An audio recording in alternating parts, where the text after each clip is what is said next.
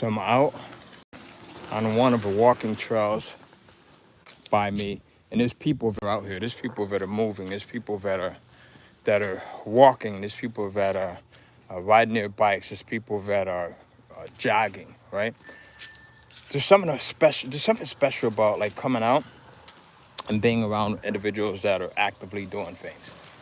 There's a saying that goes by the saying of birds of a feather flock together. All right, birds of a feather flock together. And typically, you'll see that people who have similar habits, right? They'll typically congregate together, good or bad, right?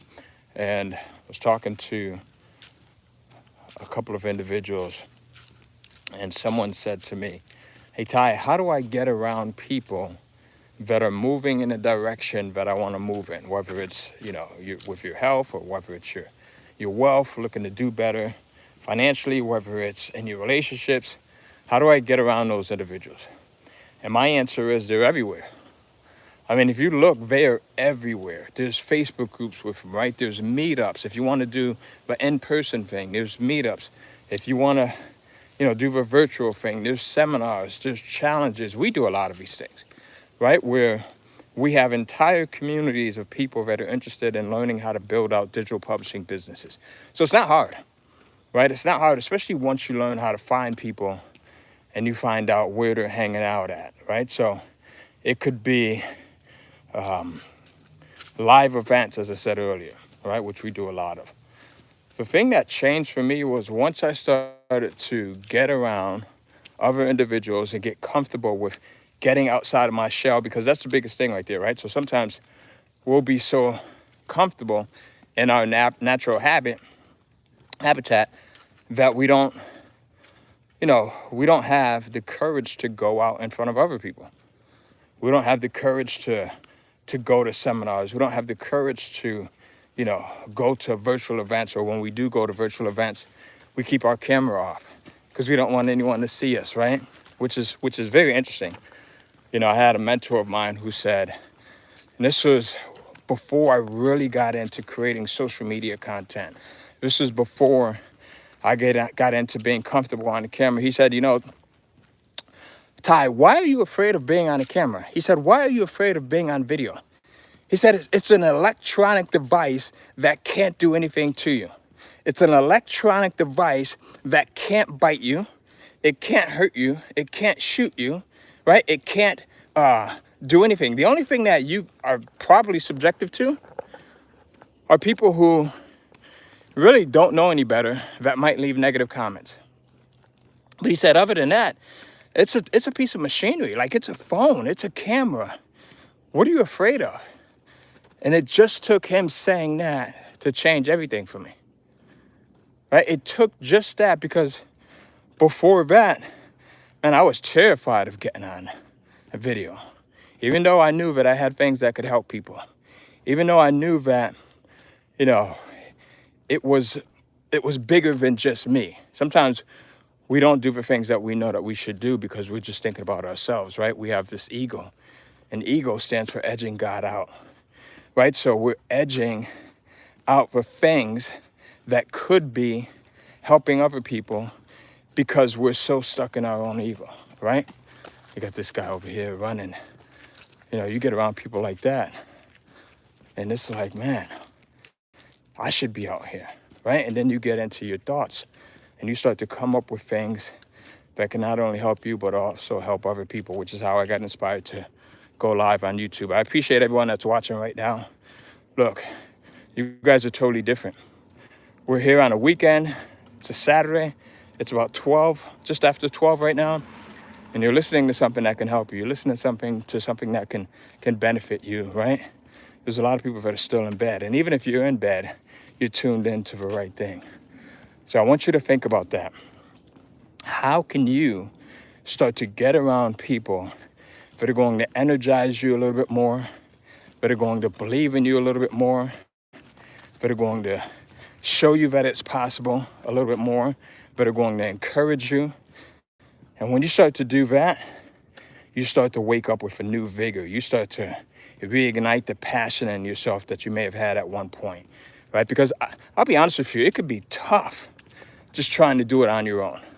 If you're trying to start a digital publishing business, you're trying to exercise, lose weight, if you're trying to eat healthier, you're trying to, even if you're in a relationship and you're the only one that's trying to make things better in your relationship, that could be tough. But when you get around other people that are moving in the same direction, it gives you hope. Would you agree? It gives you hope. Would you agree? Let me know. So, if you guys know my story, look, I grew up in Bridgeport, Father Panic Village, one of the worst housing projects at the time. And I didn't have anyone, but I knew of that I could talk to about business. Honestly, I didn't even know that you can start your own business. This is how naive I was coming up, right, as a teenager. I knew that we lived in an area that was nowhere near like this. If you go look up where I was, one of the areas I was raised, one of the homes that we had moved to afterwards, after leaving the projects, it was 95 Helen Street, Bridgeport, Connecticut. If you go in and Google that, 95 Helen Street, Bridgeport, Connecticut, you'll see it was like 900 square feet, right? And here it is. There's 6 or 7 of us living in this 3-bedroom, I think it was 2 or 3 bedrooms. I think it was 3 bedrooms. 3-bedroom townhouse. And I'm trying to figure it out. I'm like, man, I gotta get out of this. There's roaches everywhere. There's mice. There's, gunfire. There's, cramped spaces and conditions. And I said, I have to get out of this. I have to make a change. And sometimes things don't change for you until you make the decision to make a change. Like, I really didn't know how I was going to make that change. I didn't know, as I said earlier, that, owning a business was possible. We had people that owned corner stores and things like that, car washes, liquor stores, check cashing establishments and things like that around us. But I looked at those individuals as being mega rich. I just didn't know any better. And sometimes we just don't know any better, right? And it wasn't until I started collecting toys, because I used to be in the hospital so much. I have sickle cell anemia, so I would be in the hospital for weeks and weeks and weeks on end. And I would read these comic books. My mom would bring me comic books to read, and just to kind of get my mind off of the pain. And I'd be so drugged up off of morphine and Demerol and Dilaudid and things like that. As a 12-year-old, 13-year-old, 14-year-old, she would bring me these comic books to read. And from there, I started to collect toys, right? And from there, I started to collect toys, and I would start to buy these magazines. I worked at Walgreens Pharmacy. I started that job at 14, so I would take some of my money to buy these collector's magazines. And from that point, in the collector's magazines, I started to create friendships with some of the other collectors.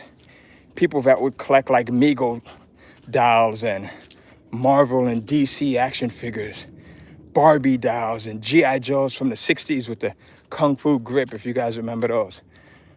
And I started to create these friendships, and man, we would just talk sometimes for hours on the phone about toys, collectible toys, as crazy as that sounds.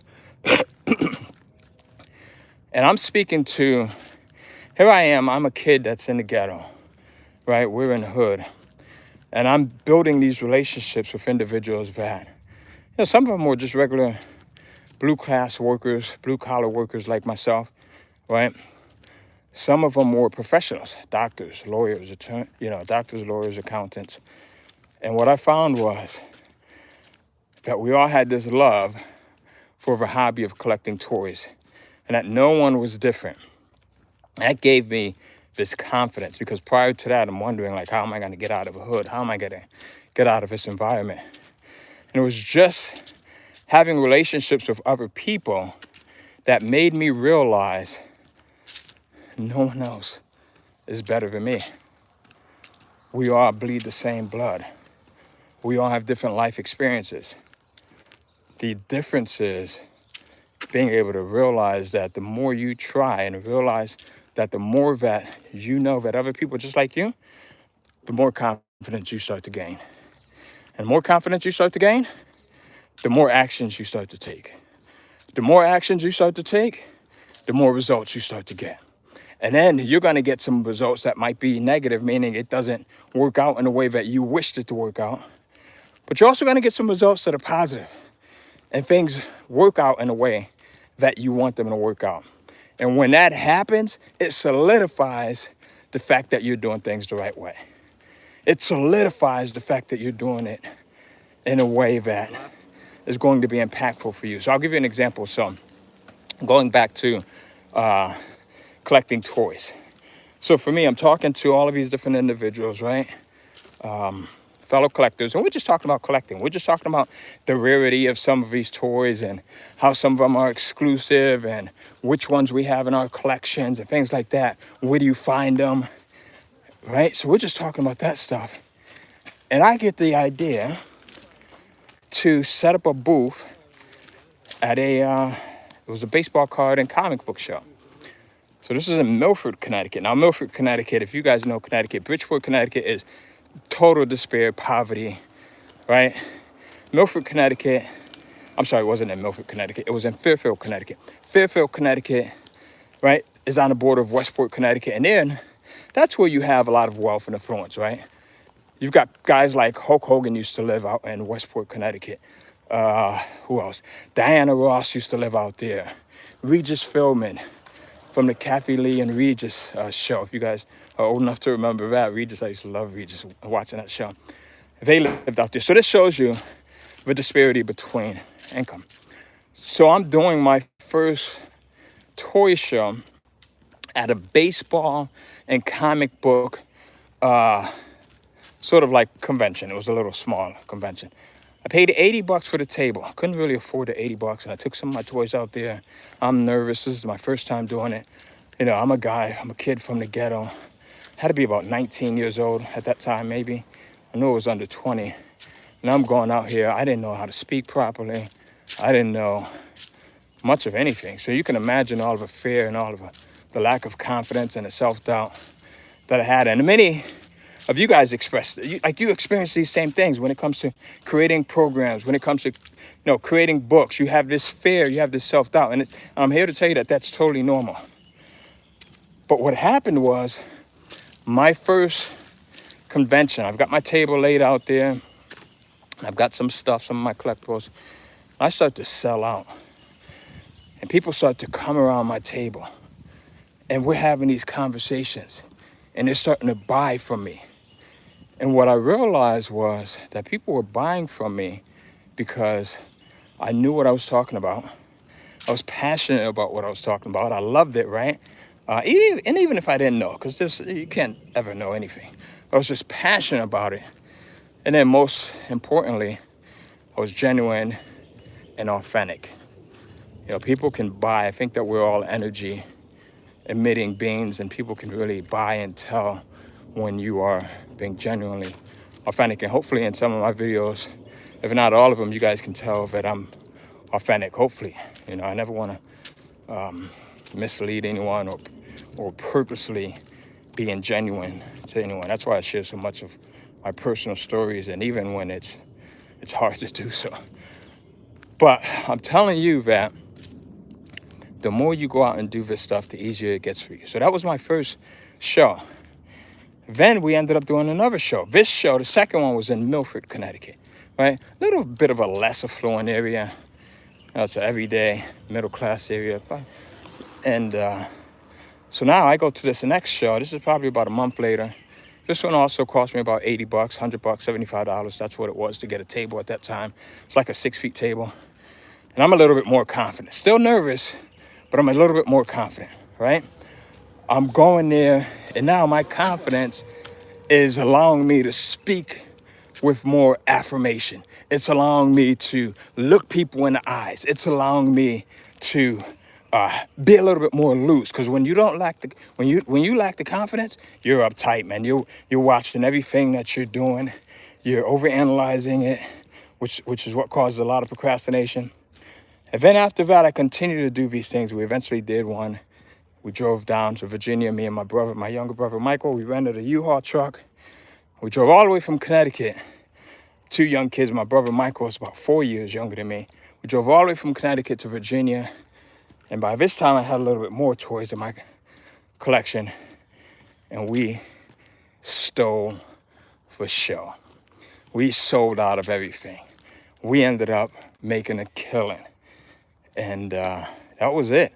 But it all started by me being uncomfortable with getting comfortable enough to go in and talk to other people, right? Because that showed me that everyone else is just like me. I'm here to tell you that. Everyone that you see that's doing well right now, whether they're digital publishers, authors, course creators, they're writers, they're killing it. They started at a point where you're at right now. Very few people started, with a battery in their back, a full charge. Most people started out of a need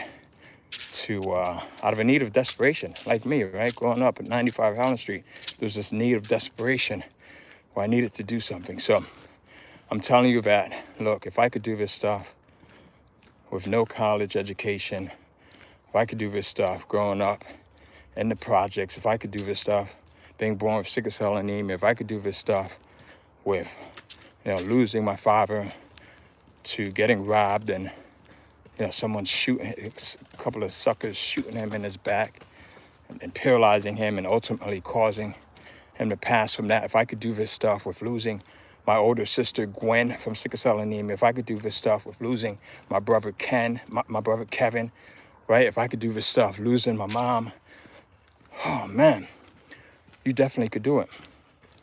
If I could do this stuff with no freaking money, not knowing where to look, with no help initially, right? With no guidance, to be honest with you. My mom and dad, they totally guided me on life, but no guidance in terms of how do I start a business? If I could do this stuff with no YouTube, because we didn't have the YouTube, we didn't have the Instagram, we didn't have the Facebook at that time. Man, it just gets, if I could do this with no ChatGPT, you definitely can do it. So hopefully this gives you some inspiration. It lets you know that, look, everyone's starting at the same point. You guys can do it. I totally believe in you. Thank you. I appreciate you being with me for the last 17 minutes on my walk. I can't believe that I talked that much. And if you got some value out of this, please like this video so that YouTube can get the hint that it needs to be shared with other people, because that's how we help one another. Each one teaches one, each one helps one. If you haven't subscribed to the channel, go in and subscribe to the channel as well. And I'll see you on the next video. Stay well. All right. That was it. Whew. If I could do this stuff without knowing how to end it, right? Look, this is one of my first times going live. I haven't gone live often. I don't even know how to end a video. You don't have to know how to do it the right way. You just have to do it. You just have to get started, right? And sometimes you're going to feel like you look foolish. Like right now, I could easily think that I look foolish, but everyone learns at some point, right? So we'll see you guys. Now let me figure out, how do I turn this thing off?